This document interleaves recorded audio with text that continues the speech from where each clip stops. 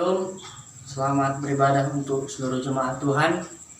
Ibadah pada hari ini, firman Tuhan yang menyapa kita diambil dari Efesus 4 ayat 22 sampai 24 yang bertemakan Change We Need, ataupun dalam bahasa Indonesia, perubahan yang kami butuhkan. Di sekeliling kita ada begitu banyak hal yang dapat berubah, entah itu perubahan ke arah yang lebih baik atau sebaliknya ke arah yang lebih buruk. Perubahan dengan waktu yang sangat singkat ataupun yang bertahap. Hidup kekristenan kita juga tidak bisa lepas dengan yang namanya perubahan. Perubahan ini bukan berbicara tentang perubahan yang bersifat fisik saja, akan tetapi sebuah perubahan yang berkaitan dengan pembaharuan hidup orang percaya. Yang menjadi masalah, ada orang yang mengaku Kristen, akan tetapi masih terus hidup di dalam dosa, dan ada perubahan di dalam dirinya, dan tidak ada perubahan di dalam dirinya. Orang seperti ini seringkali mengatakan, "Ya, beginilah saya, terimalah saya apa adanya." Ia tidak mau berubah. Dia menjadikan kalimat ini sebagai pembenaran untuk tetap tinggal di dalam kebiasaan lamanya. Mungkin tanpa kita sadari, hidup saudara dan saya juga hidup seperti ini. Kita tidak sungguh-sungguh menginginkan perubahan. Saudara menjadi seseorang yang percaya pada Kristus dengan sungguh-sungguh berarti menjadi seseorang yang hidupnya diubahkan. Berbicara mengenai perubahan yang berarti peralihan ataupun pertukaran. Mengapa kita harus berubah? Mengapa kita tidak tetap menjadi diri kita yang sebelumnya saja? Seberapa pentingkah perubahan itu untuk hidup kita? Jadi, saudara-saudara, perubahan yang dimaksudkan Tuhan melalui nats firman pada hari ini, perubahan dalam iman. Mengapa? Karena diri kita yang lama sudah terikat oleh jeratan dosa yang telah membawa kita ke dalam ambang kematian, seperti yang dikatakan dalam Roma 3 ayat 23. Semua manusia telah berdosa dan telah kehilangan kemuliaan Allah. Tapi Allah tetap mau menyelamatkan seluruh manusia yang telah berbuat dosa. Oleh kematiannya, orang berdosa dibenarkan oleh Allah, seperti yang tertulis di Roma 3 ayat 24. Oleh karena karunia Allah dibenarkan dengan cuma-cuma karena penebusan dalam Kristus Yesus.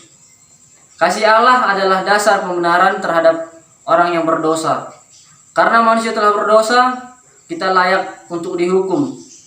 Maut adalah upah atau konsekuensi atas dosa yang diperbuat oleh manusia, seperti yang tertulis dalam Roma 6 ayat 23. Saudara-saudara terkasih dalam nama Tuhan Yesus, jadi perubahan yang kita butuhkan saat ini adalah perubahan dalam iman kita.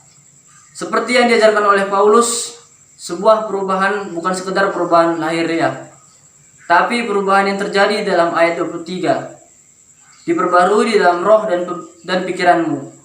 Hal ini terjadi bahwa perubahan itu terjadi di dalam diri kita, seperti tertulis dalam Markus 7 ayat 20-23. Ini adalah karya Allah yang mengubahkan diri kita dan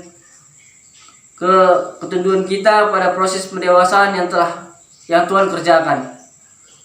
Tinggalkanlah kehidupan kita yang lama dengan penuh dosa. Masuklah ke dalam kehidupan yang baru.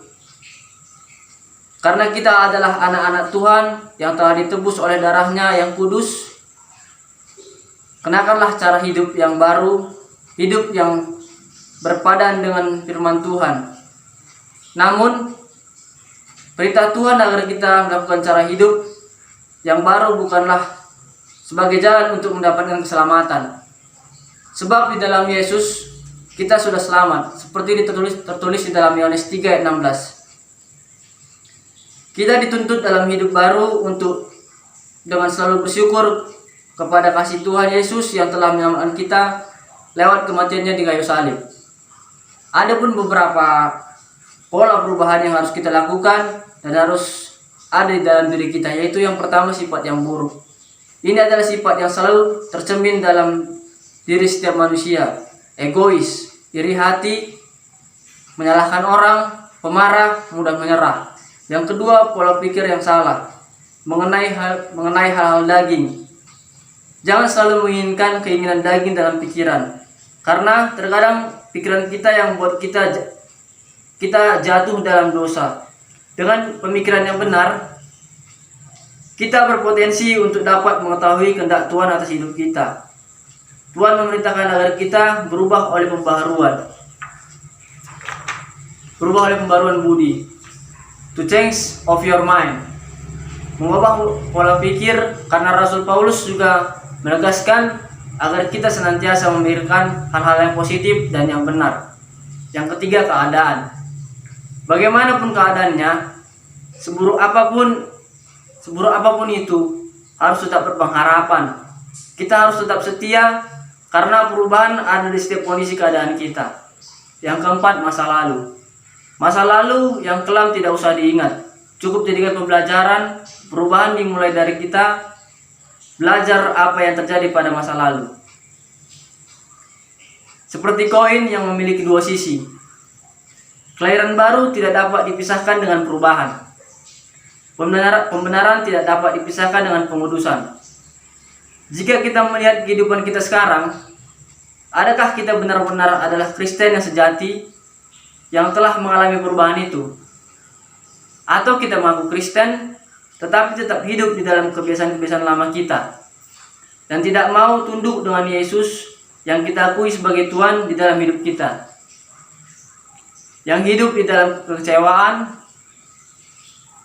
dan tidak ada pengampunan, yang hidup di dalam amarah, tetap di dalam amarah dan tidak ada kesabaran, yang hidup dalam percabulan, tetap di dalam percabulan dan tidak ada kekudusan, yang hidup di dalam kesombongan, tetap di dalam kesombongan dan tidak ada kerendahan hati. Jika ini adalah kondisi kita, maka ini saatnya untuk datang kepada Tuhan, minta ampun kepadanya, dan jadikanlah Dia sebagai Allah yang menolong kita untuk dapat berubah. Perubahan di dalam hidup kita bukan hanya untuk membentuk kita menjadi serupa dengan Allah dan menikmati masa pemuliaan pada saatnya nanti, tetapi ada dampak yang lain di balik perubahan yang kita alami. Adapun dampak dari perubahan itu adalah supaya kita dapat menyatakan kasih terhadap sesama kita. Jadi, perubahan yang kita butuhkan di dalam kehidupan kita saat ini adalah perubahan di dalam iman kerohanian kita kepada Allah Bapa yang telah menciptakan dan menebus dosa-dosa kita dengan bilur-bilur darahnya yang kudus. Tanamkanlah di dalam hati dan pikiran kita, iman adalah dasar penting yang mengubah hidup kita. Sama seperti yang dialami oleh perempuan Samaria yang bertemu dengan Yesus, karena imannya ia diselamatkan dan mendapatkan pembaharuan hidup di dalam Yesus Kristus. Seluruh tatanan kehidupannya diperbarui oleh Allah, seperti tertulis di Yohanes 4 ayat 1-53. Cara hidup yang benar adalah tanda manusia baru yang telah diubahkan. Amin. Shalom.